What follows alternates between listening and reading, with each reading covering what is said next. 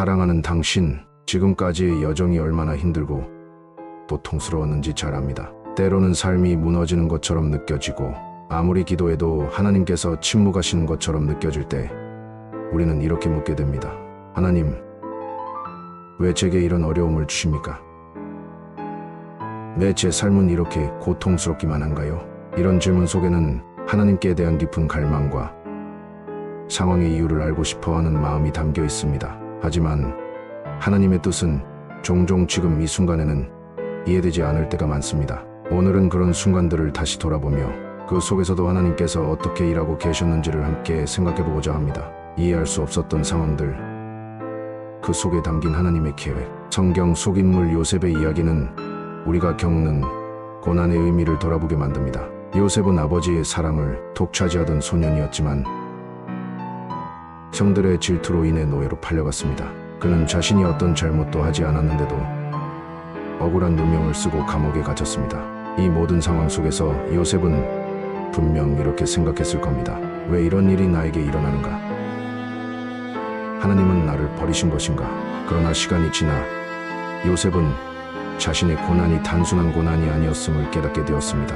노예로 팔려간 것도, 감옥에 갇힌 것도 결국 하나님께서 요셉을 이집트의 총리로 세우기 위한 여정의 일부였습니다. 요셉은 모든 것을 이해하게 되었을 때 이렇게 고백했습니다. 당신들은 나를 해하려 하였으나 하나님은 그것을 선으로 바꾸사 오늘과 같이 많은 백성의 생명을 구원하게 하셨나이다. 창세기 5:20. 요셉의 삶을 통해 알 수 있는 것은 우리의 고난이 하나님의 선한 계획 안에서 사용된다는 사실입니다. 지금은 이해할 수 없는 고난이 결국 당신의 삶에 하나님의 축복과 목적을 이루기 위한 과정임을 믿으세요. 출애굽한 이스라엘 백성은 하나님께서 약속하신 가나안 땅으로 가는 길에 들어섰지만 예상보다 더 길고 험난한 광야 생활을 해야 했습니다. 그들은 광야에서 물과 양식이 부족한 고통을 겪으며 이렇게 불평했습니다. 왜 하나님은 우리를 이곳으로 인도하셔서 고생하게 하시는가? 그러나 하나님은 광야의 길을 통해 이스라엘 백성을 훈련시키셨습니다. 그들에게 믿음을 가르치시고 하나님만 의지하도록 만드셨습니다. 신명기 8장 2절에서 하나님은 이렇게 말씀하십니다. 내 하나님 여호와께서 이 40년 동안에 내게 광야 길을 걷게 하신 것을 기억하라. 이는 너를 낮추시며 너를 시험하사 내 마음이 어떠한지 그 명령을 지키는지 알게 하려 하심이라. 광야의 길은 단순히 고난이 아니라 이스라엘 백성이 약속의 땅에 들어가기 위한 준비 과정이었습니다. 지금 당신이 겪고 있는 고난 역시 하나님의 뜻 안에서 당신을 다듬고 더 큰 일로 인도하기 위한 여정일 수 있습니다.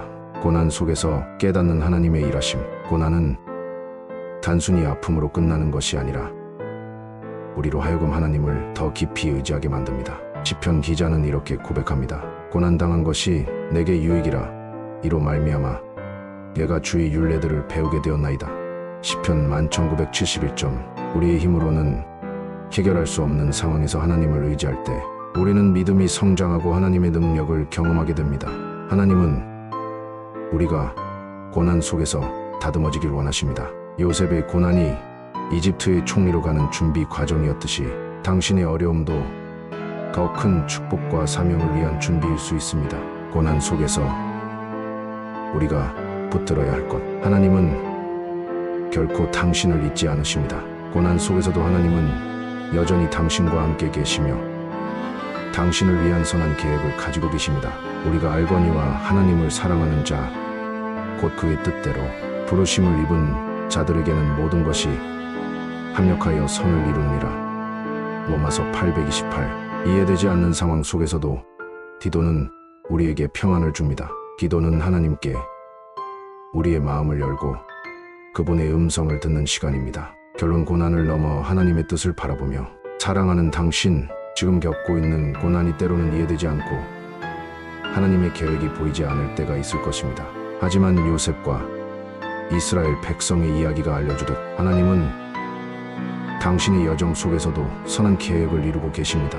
지금의 어려움은 끝이 아니라 더 큰 축복으로 가는 길목일 수 있습니다.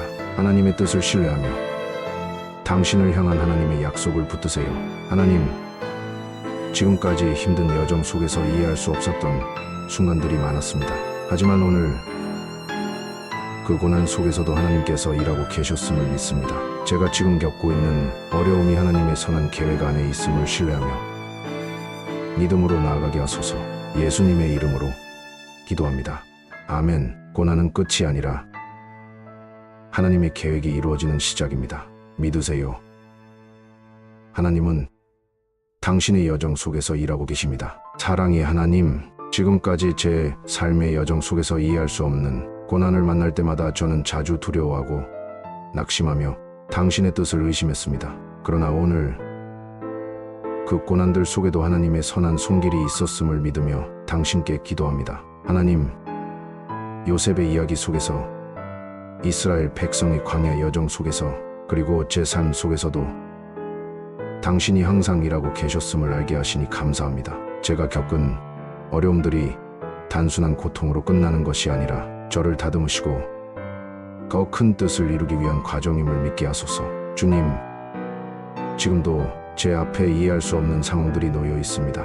왜 이 길을 가야 하는지, 왜 이 고난을 겪어야 하는지 알 수 없을 때가 많습니다.